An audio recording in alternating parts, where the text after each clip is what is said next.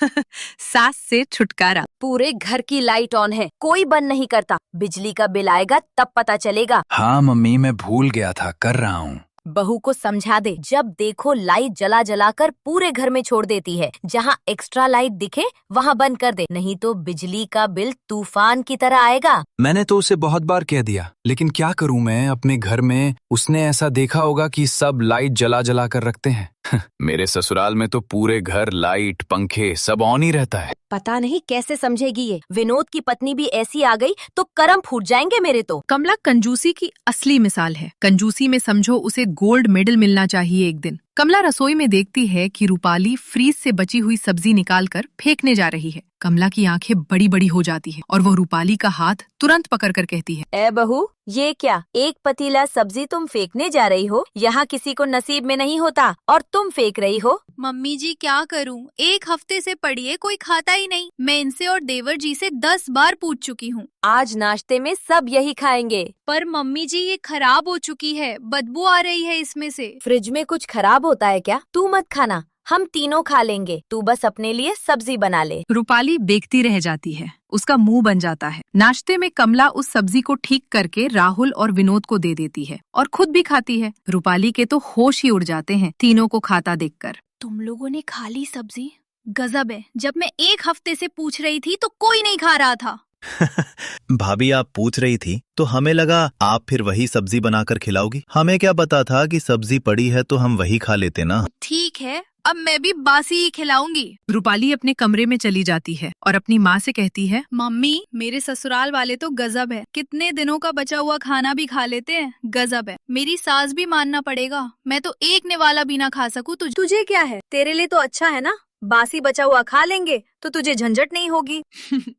ये बात भी सही है। दिन बीतने लगते हैं और राहुल के लिए आकांक्षा का रिश्ता आता है। आकांक्षा के घर से अच्छा खासा दहेज मिल रहा था तो कमला लड़की को देखे बिना ही राहुल से कहती है, बेटा बुढ़ापे में ना सब एक जैसे ही दिखने लगते हैं। क्या गोरा, क्या काला, क्या सुंदर, क्या बदसूरत। 30 लाख कम नहीं होते, पता है ना तुझे? लोन लेकर पढ़ा आया था तुम लोगों को, किसी ने 1 रुपए की मदद नहीं की थी। बात तो मम्मी एकदम सही कह रही है। अरे बिना नानकुर के हाँ कर दे इस रिश्ते के लिए। ठीक है, तुम लोगों को जो समझ में आता है वो करो। राहुल और कमला आकांक्षा के घर उसे देखने के लिए चले जाते हैं और उसका रिश्ता पक्का कर देते हैं। आकांक्षा के घर वाले भी अपनी बेटी के लिए ऐसा ससुराल पाकर धन्य हो जाते हैं। मैं तो आप लोगों जैसे रिश्तेदार पाकर खुश हो गया हूँ, वरना आजकल लोग रिश्ते करने में ही खून पी जाते हैं।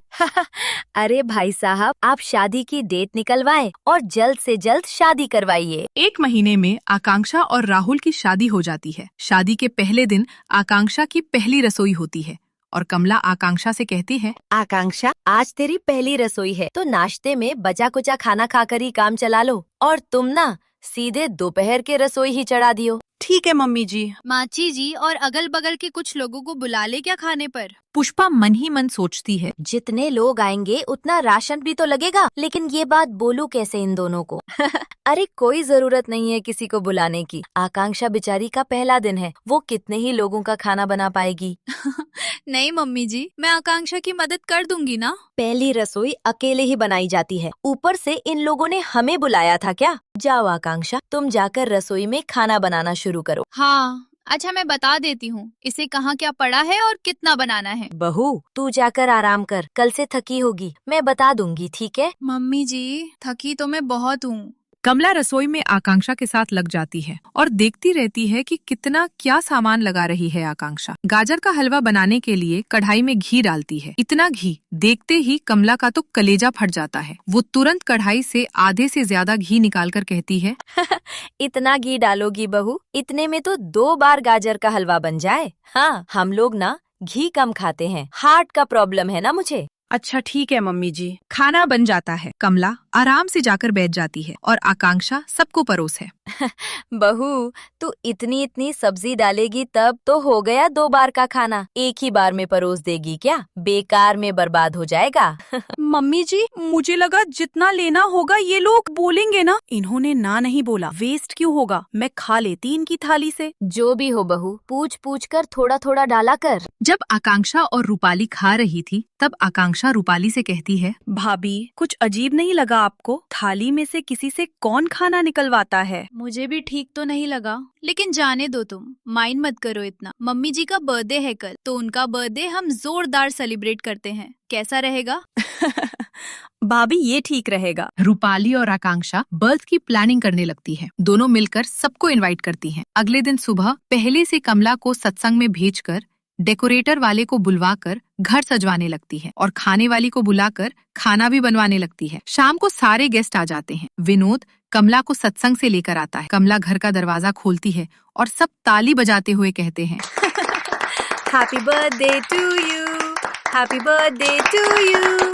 इतने लोगों को एक साथ देकर कमला सोचती है, क्या करूँ हे भगवान, ये बहू तो मुझे लुटवानेगी। अभी ही तो शादी में इतने लोगों को खिलाया है और अभी फिर से ये लोग इतना खर्च करवा रही है। इतने लोगों का खाना तैयार कर दिया, कुछ बोलूंगी तो इन्हें लगेगा कि मैं कंजूस हूँ। इससे अच्छा है कि बेहोश होने की एक्टिंग करती हूँ। मम्मी कैसा? क्या हुआ मम्मी आपको? कमला बेहोश हो जाती है, जिसे देखकर सब गेस्ट डर जाते हैं और वापस अपने अपने घर चले जाते हैं। इधर आकांक्षा और रूपाली भी डर जाती हैं।